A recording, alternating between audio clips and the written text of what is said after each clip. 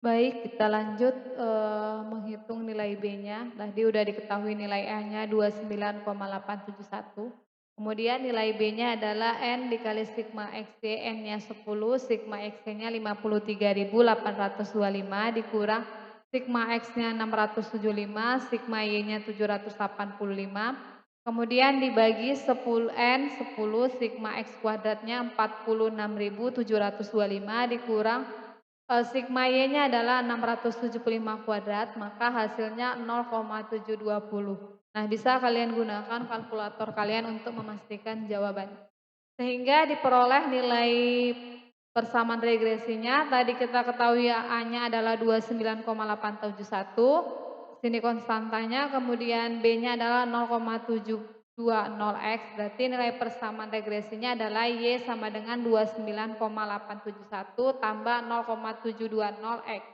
Artinya, jika nilai X-nya 0 atau kemampuan awal matematis siswa itu 0, maka siswa itu diprediksi kemampuan pecahan masalahnya adalah 29,871. Kemudian jika, terjadi peningkatan, satu nilainya pada K, maka terjadi peningkatan 0,720 pada kemampuan pemecahan masalah matematis siswa tersebut. Jadi itulah yang dinamakan persamaan regresi itu dapat memprediksi berapa nilai siswa terjadi peningkatan sekian. Jadi inilah tujuan dari persamaan regresi tersebut. Kemudian kita menguji signifikan untuk menentukan nilai F hitungnya.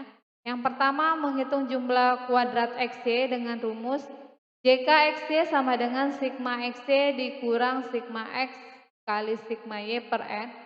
Kemudian kita masukkan angkanya sigma XY-nya 53.825, sigma X-nya 675 dikali 785 dibagi 10. Hasilnya 837,5. Kemudian menghitung jumlah kuadrat total JKY. Sigma Y kuadratnya adalah 62.525 dikurang sigma X-nya adalah 785 dikuadratkan. Setelah dikuadratkan dibagi 10, maka hasilnya 902,5. Kemudian kita menghitung jumlah kuadrat regresi.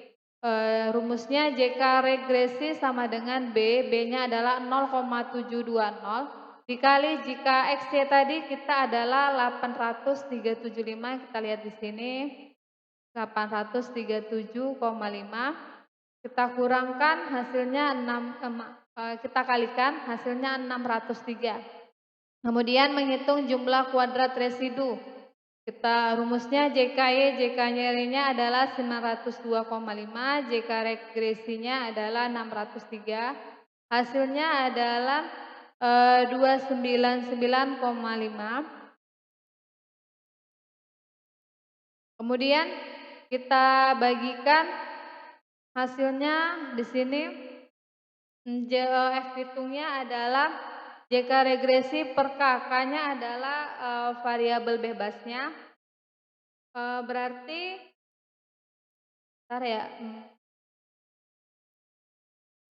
Berarti di sini JK regresinya adalah 603 dibagi 1, JK residunya adalah 299,5 dibagi 8, maka hasilnya 16.133 sekian. Ini mungkin ada sedikit kesalahan.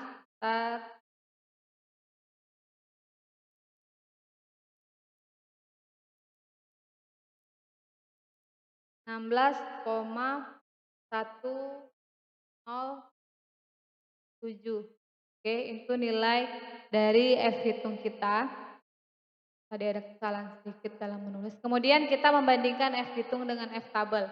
Nah, untuk mencari F tabel kita dapat melihat F tabel itu sendiri. Kalian searching tabel F dengan taraf signifikannya 0,05. DF1-nya adalah banyak variabel bebas dalam persamaan regresi linear ini 1.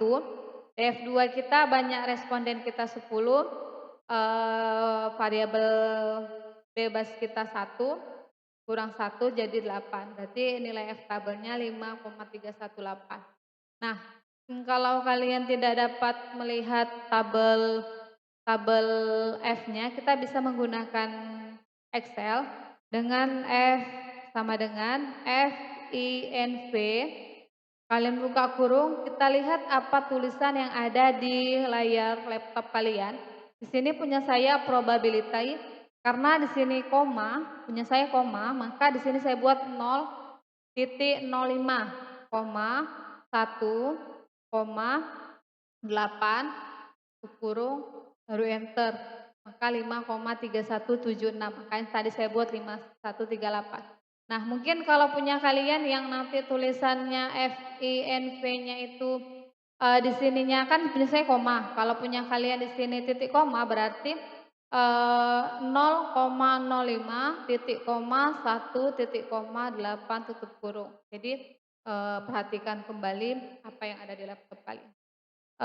Setelah kita bandingkan bahwasannya nilai F hitung kita 16,107 sedangkan F tabel kita 5318. Jadi jika nilai F hitung lebih besar daripada F tabel maka HA diterima dan H0 ditolak. Artinya terdapat pengaruh kemampuan awal matematik siswa terhadap kemampuan mencari masalah. Demikian untuk materi analisis regresi kali ini. Nanti tugas kalian ada di kolom berikutnya, silahkan dipahami, jika ada yang kurang paham boleh ditanyakan. Demikian, assalamualaikum warahmatullahi wabarakatuh.